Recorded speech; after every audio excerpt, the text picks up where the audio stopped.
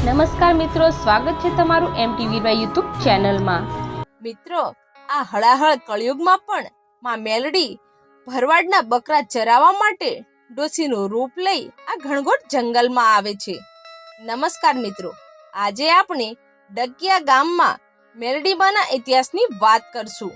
કહેવાય છે કે વર્ષો પહેલાની આ વાત છે। સાંગલપર ગામમાં ચોરિયા સાગના મોટા ભાઈ ભરવાડ રહેતા હતા। આ ભરવાડમાં એક ભાઈને દીકરો ન હતો, પરંતુ તેમને એક દીકરી હતી। તેને મોટી બહેન એમ કહેતા। પછી તો ધીમે ધીમે સમય વીતતો જાય છે। એવામાં એક વર્ષે દુકાળ પડ્યો, નદીએ નીર સુકાણા અને આ તો માલધારી। એમણે તો જ્યાં પાણી અને ખડ મળે ત્યાં જ રહેવું પોસાય, એટલે બધા જ ભેગા થઈને પોતાના માલઢોરને લઈને પોતાનું વતન છોડીને ચાલી નીકળ્યા।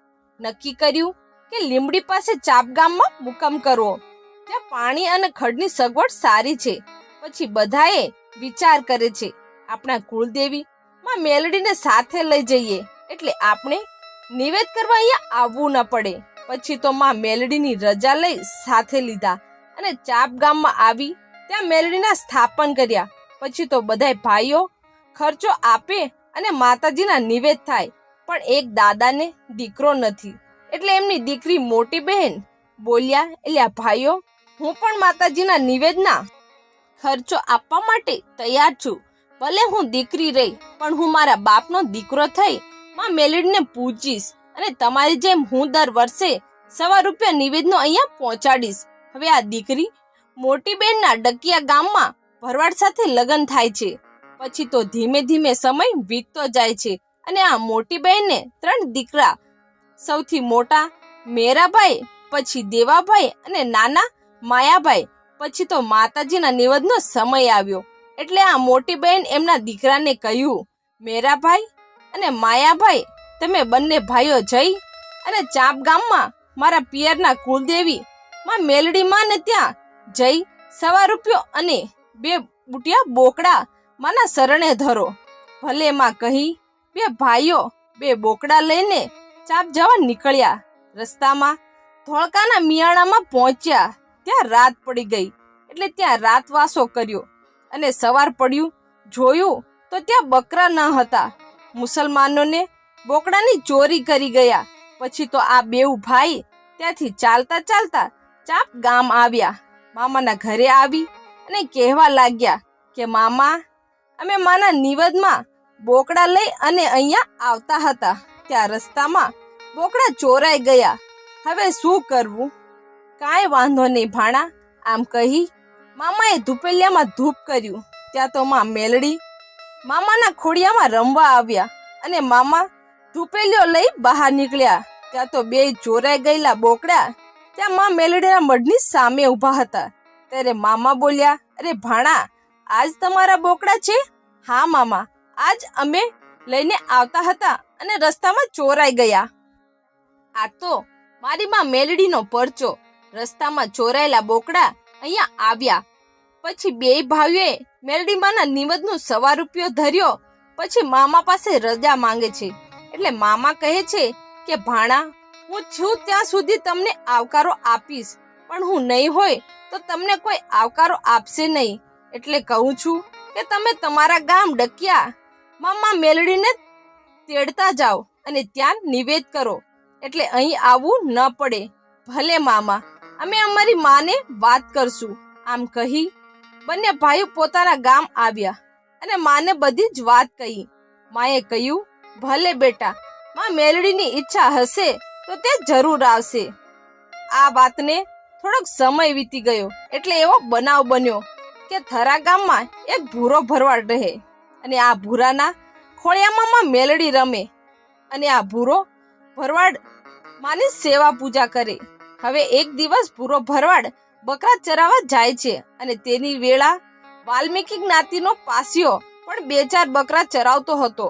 આ ભૂરા ભરવાડ અને પાસ્યા વચ્ચે કોઈ વાતમાં બોલાચાલી થઈ અને 2 બાજી પડ્યા।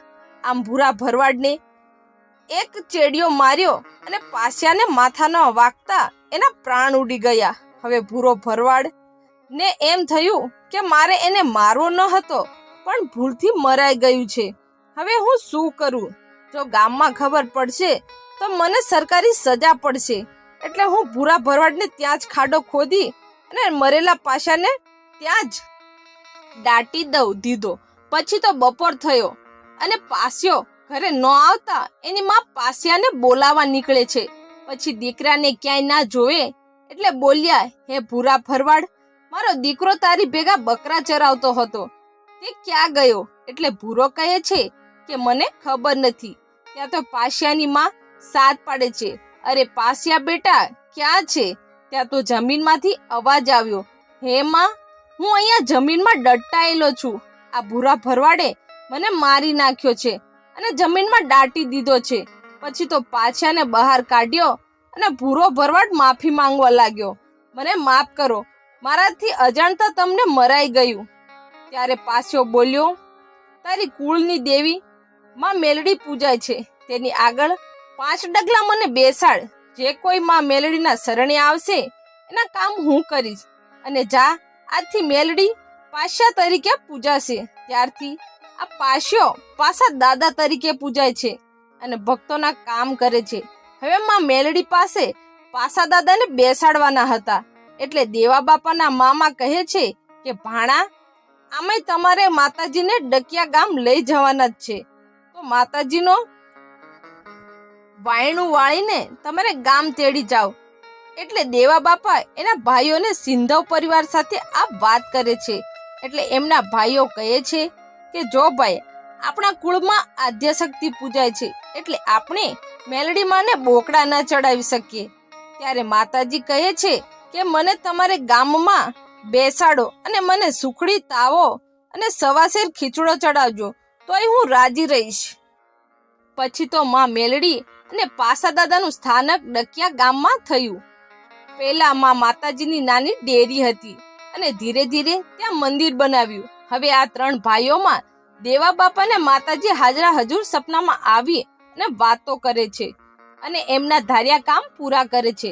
પછી તો કહેવાય છે કે દેવા બાપા સવારે માતાજીના ધૂપ ધૂપ કરીને દીવાબત્તી કરે અને બપોરે બકરા લઈ અને ગામની બહાર ચરાવવા નીકળી જતા.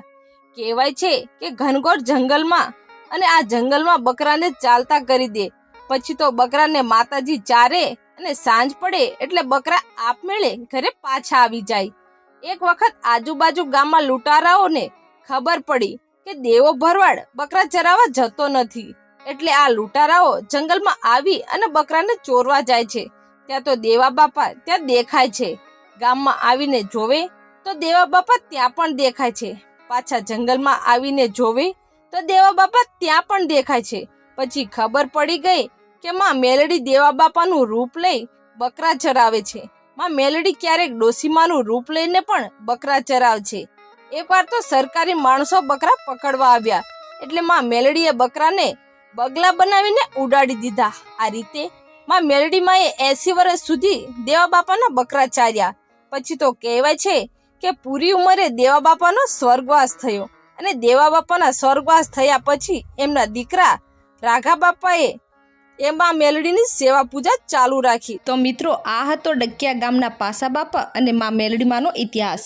અરે, તડકા અને છાયા બહુ આવ્યા, પણ મુકાણી નહીં મારી માં મેલડીની માયા. તો મિત્રો, આવા જ વિડીયો જોવા અમારી YouTube ચેનલ MT વીરવાઈને સબસ્ક્રાઇબ, શેર અને લાઈક કરો.